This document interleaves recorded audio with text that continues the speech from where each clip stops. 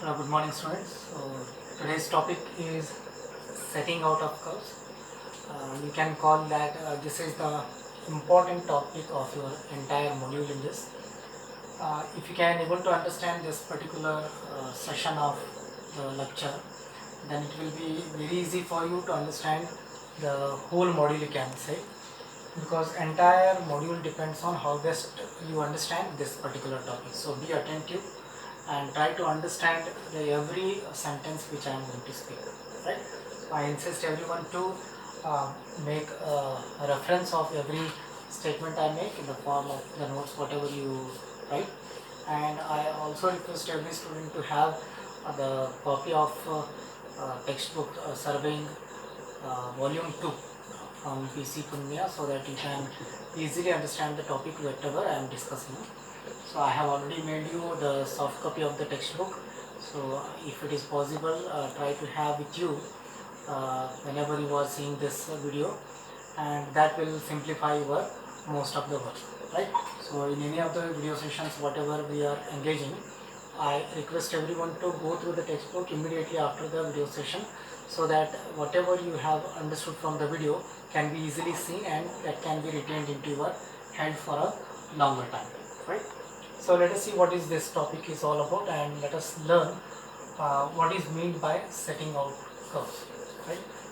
Setting out of curves means actually marking the curve on the ground. You can say that setting out of curves means it is actually drawing the curve on the field, right?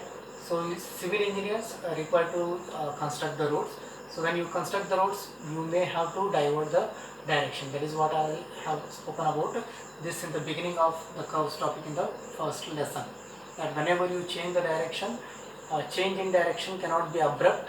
So you need to provide a smooth curve, smooth transition of the change in direction. So that is possible only by providing a curve, right? So you have started with some kind of origin, and you have to reach your destination there, and in between you come across number of change in direction. So to avoid them, you have to provide a curve.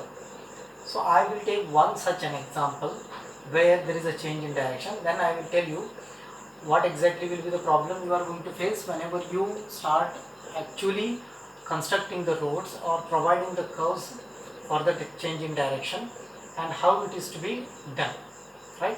Now, setting out curve means it has to be actually drawn over the ground. So when I have to draw the curve over the ground, imagine if I ask you to draw the curve of certain radius in your paper, right?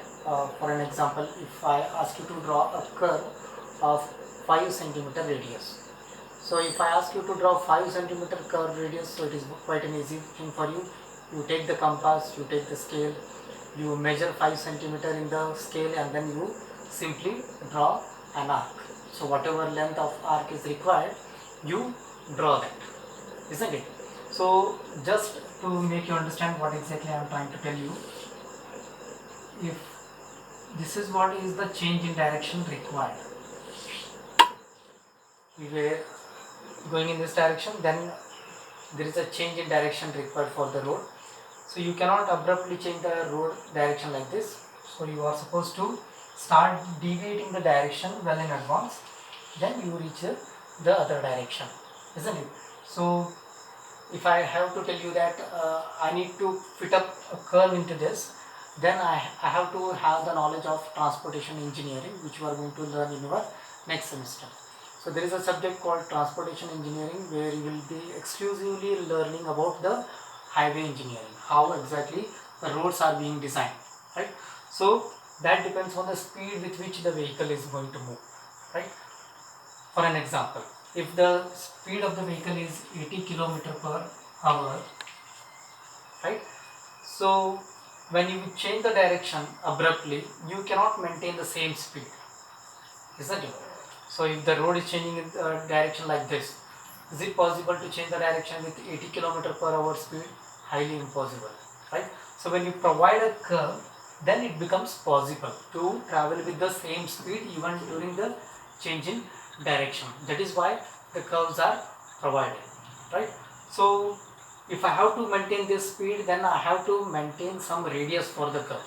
It is not like that you just provide a small curve so that change of direction is can be achieved. So that is not possible. You are supposed to provide a curve with such a radius that same speed can be maintained without any discomfort, right? That is what is the objective of construction of the road, right? So in transportation engineering, what exactly you are going to learn is you decide what exactly has to be the radius. This is the part of transportation engineering. So if I have to design the curve, then what should be my radius so that vehicle should travel with 80 km per hour. So this is what you are going to decide in your transportation engineering, right? So once this is decided, right, after this you are supposed to provide the curve here, right? So if I have to provide a curve, just an example, you have provided a curve of 300-meter radius for an example. Now if I have to provide 300-meter radius curve in the field, I am talking about actually having the curve drawn in the field itself where the road construction is going on, right? So imagine 300-meter, 5 centimeters you can easily measure with the help of scale, and you use compass, then you draw. Then if it is 300-meter radius curve, such a large radius curve, right? If I have to draw over the field, how I am going to do that?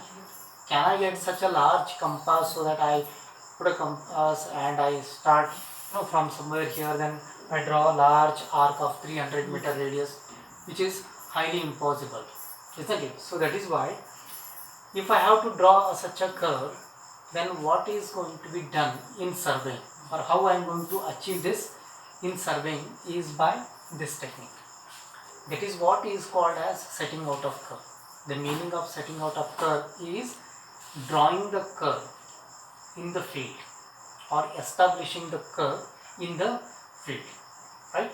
So now I am going to tell you how exactly the curve is being set out in the field, right? So for that,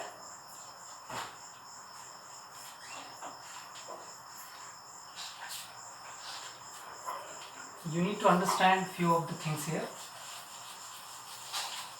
right? So as I have told you, this is one straight, this is one more straight, one tangent, another tangent, backward tangent, forward tangent, and this is point of intersection. This is angle of intersection delta, right? And you have decided with the radius of curve. So I will have the radius of curve. I will show the curve first, then this is the radius of the curve, and this will also be equal to delta, right? And this point is T1, this point is T2. This is called as point of curve, and this is called as point of tangency, and this is point of intersection, PI, PC and PT, right? So in the field, what is available for you is only two lines, that's it. In the field, what is available to you is only the two lines, right? And with you, what is available is radius, which is decided in the office itself. In the office, you sit together and you come across with the R by using some of the formula what is available in transportation engineering, right? Based on the speed with which the vehicle should travel over the curve, right? So you have decided what is R. Delta you can actually measure in the field. You can actually measure delta in the field with the help of theodolite, right? So I can place the theodolite on V, right? And I can measure this angle delta, right?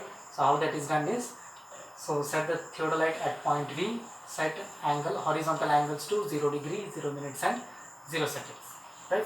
Then unclamp the lower plate and turn the telescope towards T1, right? So there is no point called T1 there, right? You just have to have your direction towards the backward tangent. You can keep a ranging rod somewhere on this line and you can sight the ranging rod. Now the angle is reading 0 degree, 0 minutes and 0 seconds, and then the telescope is towards backward tangent. Now you transit, right? Transit the telescope. Transit means reversing, plunging, right? So once you plunge the telescope, your line of sight becomes this, right?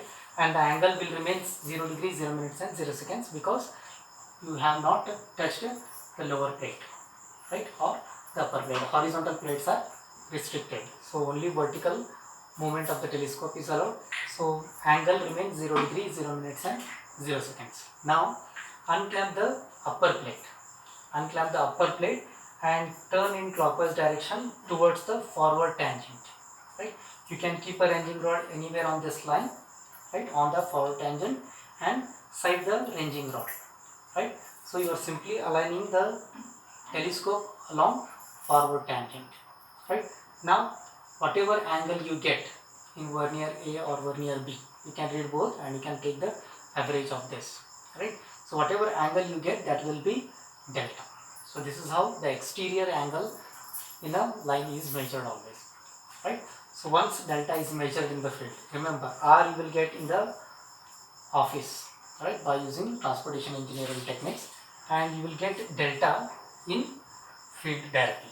So that is how you will end up having R and delta, right?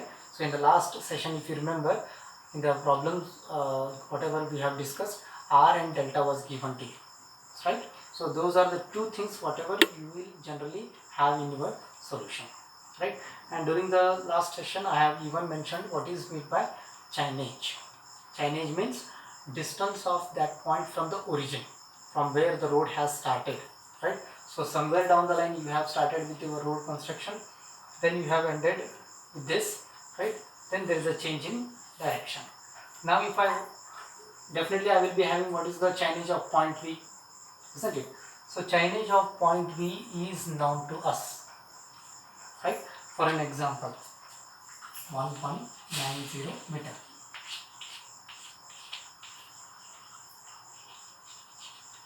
1190 meter is the chainage of point V, that is point of intersection.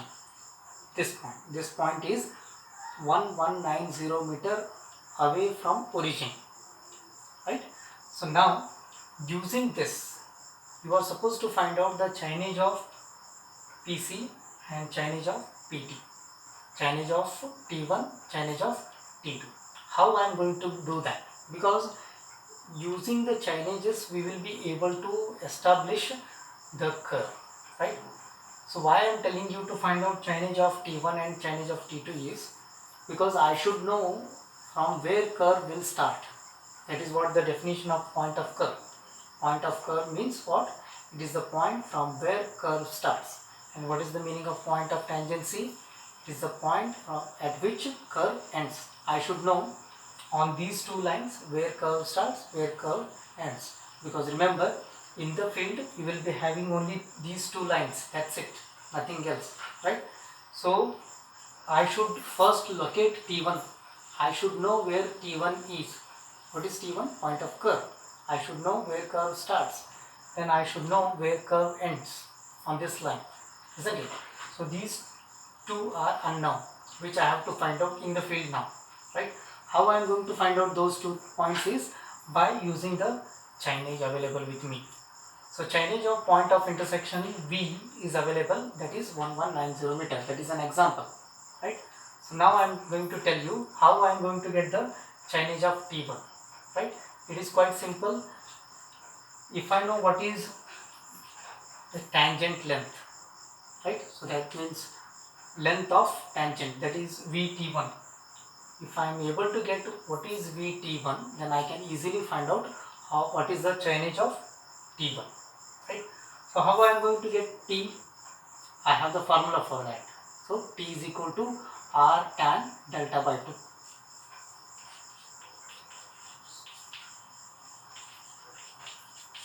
Isn't it? So in the last session we have solved even problems on this. T is equal to R tan delta by 2. T is the tangent length or length of tangent, right? So now I have R,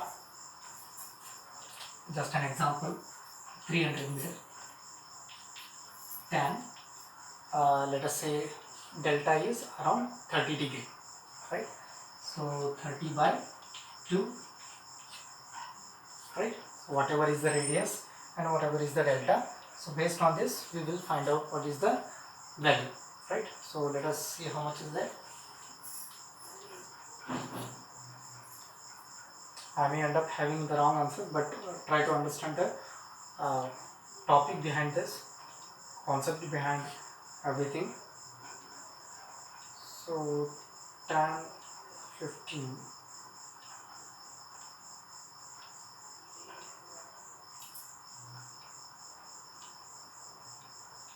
into 300, so that comes around 80.38. Tangent length is 80.38 meter, right? So that means what? From here to here the distance is 80.38 meter. So that means what? If this is the chineage of this point 1190 meter, right?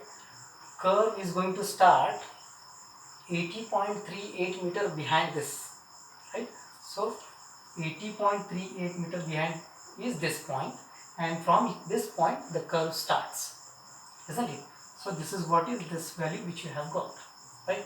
Now if chineage of V is 1190 meters and if tangent length is 80.38 meter, then how I am going to get the chineage of T1, right? So it is 1190, it is chineage of V minus tangent length, isn't it? So 1190 minus T1 or minus T. So that comes around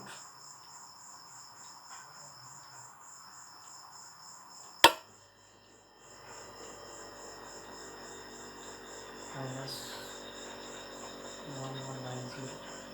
So that comes around 1109. So 1109.61 meter. So this is chineage of T1. Chineage of T1 is 1109.61 meter. So from this I have to measure 80.38 meter, then I have to mark point T1. How I am going to do that? I already have where the change in direction of the road is. From this I have to measure 80.38 meter from backwards tangent, and I have to mark a point and I have to call it as T1. So this is the point from where curve starts, isn't it? Now if I have to find out the chineage of T2, the next thing, right, how I am going to do that? So it is not 1190 plus T, right? Because your actual direction of the road is not this now. Your actual direction of the road is this, right? So it is not 1190 plus T, it is 1109.61 plus length of curve, isn't it? So this length of curve has to be added. And what is the formula for length of curve? You already have seen. It is L is equal to pi r delta by 180. So use this formula, find out length of curve, and you will be able to get the chineage of T2. So how I am going to do that? So pi r is 300, delta is 30 degree divided by 180. So that comes around 157. So L is 157.08 meters. So this is the length of the curve. From here to here, the distance along the curve, it is 157.08. Now if I have to get the chineage of T2, chineage of T1 plus length of curve. What is chineage of T2? Chineage of T1 plus length of curve. So length of curve is 157.08. Chineage of T1 1109 plus 1109.61. So that comes around 1266. So 1266.61 1266.68 meters. Right? So 1266.68 meters is the chainage of second point, that is T2, point of tangency. Right? So from this, right, you can even measure this point along T. Right? So T is 80.38. Along this line, you measure 80.38 and fix up a point. So that will be the point T2. Its chainage will be 1266. Right? Marking the point can be done using the same T. Right? So measure backwards, you will get point of curve. Measure T forward, you get point of tangents. Right? But the chainage of the second point T2 will not be chainage of V plus T. It is going to be chainage of T1 plus length of the curve. So that is what is very important, which you need to understand here. Right? So for every curve which you are going to set out, so this is how the process is going to be. Right? So before you start the problems on setting out of curves, you get number of problems on setting out of curves. You have number of methods on this. So based on every method, you will have problems on it. Right? You will get the problem derivations first, then you will go with the problems. So every problem require you to understand this first, and you are supposed to solve this, then actual problem starts. So this is the preliminary calculation required for every problem you get in setting out of curves. Clear with this? So how I am going to get the chainage of point of curve and how I am going to get the chainage of point of tangents. Right? And when you start with actual setting out of curve, you always require to know something called as peg interval. Right? And peg interval is very important when you mark up the point. Right? So if now I have got one point here and one more point here, now I have not started with setting out of curves. So setting out of curve, how exactly this is done is, you are supposed to have some points, right? You are supposed to have some points on the curve. So joining those points smoothly will give the curve for you. For an example, if I ask you to draw a curve without using the compass, right, then how you will be able to do that? So you cannot simply randomly draw a line. What you generally do is you start having number of dots, isn't it? Then joining those dots will give you a smooth curve, right? So in a similar way, setting out of curve will be able to give you number of points on the curve, right? So how closely you want those points, it is left to you, right? So if you want them close enough, you have the idea behind that. I will tell you how exactly it is done in setting out of curve. So remember, if you want to get accurate curve, so number of points have to be more, right? And distance between the points have to be lesser. So distance between the points itself is nothing but the peg interval. If I am talking about peg interval, so I am talking about the points which you are going to have, right? So the points, if I am going to select 2 points here on the curve, right? So if I am going to locate these 2 points, right, the distance between those 2 points can be called as peg interval, right? So peg interval is the distance between the 2 full points. I will tell you what are full points, and it generally depends on normal chord and subchord. That is what is called as, also called as full chord and subchord. So distance between 2 points is called as peg interval, right?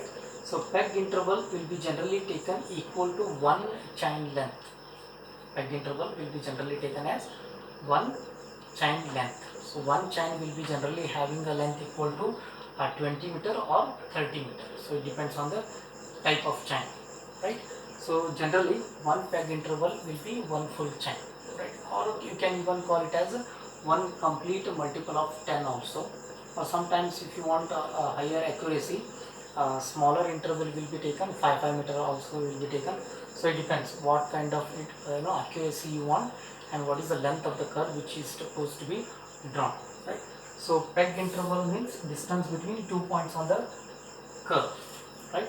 So as I have told you, normal chord and subchord. Normal chord is the chord whose length is equal to one full chain. This is what the definition I have told you in the previous classes. While discussing about elements of chord, I have told you what is normal chord and what is subchord. Normal chord is the chord which will have its length equal to one full chain, right? So either it may be of 20 meter or 30 meter. Subchord is the chord which will have its length less than one full chain, right? So this length, if it is one full chain, that is 20 meter, then this chord is called as normal chord. To show you chord correctly, right? So this is one point, this is one point on the curve. This is a chord. If this chord is of full chain, 20 meter chain if I am using, if the length of this chord is 20 meter, then it is called as normal chord, right? And any chord lesser than this length, for an example, a 12 meter, from here to T1 there is one chord. So if that chord length, if it is less than one full chain, then it can be called as subchord. Clear? Then one more full chord and then maybe a subchord, isn't it? So one curve will have two subchords. Remember, whenever you set out a curve, you will have two subchords, right? One in the beginning and one at the end, right? And all the chords in between them will be full chords, right? Always a curve, whenever you set out, will have two subchords whose length will be less than one full chain, one in the beginning and one at the end, right? And all the chords in between the two subchords will be full chords or normal chords, right? First subchord we call it as, and this we call it as last subchord. First subchord and last subchord. Understood this, right? And a minimum number of chords to draw the curve will be 3. Minimum number of chords required to draw the curve is 3. And out of those 3, how many will be full chords and how many will be subchords? Every curve set out will have 2 subchords. So if I am going to have 3 total chords, so 2 subchords, so that means what? Only one full chord you will have, isn't it? So one in the beginning, one at the end, and in between the two you have one more chord which is called as full chord, right? So this is what is to be understood now, and based on this I am going to solve some more problems on the next topic or next lesson. So try to understand the next topic on this, okay?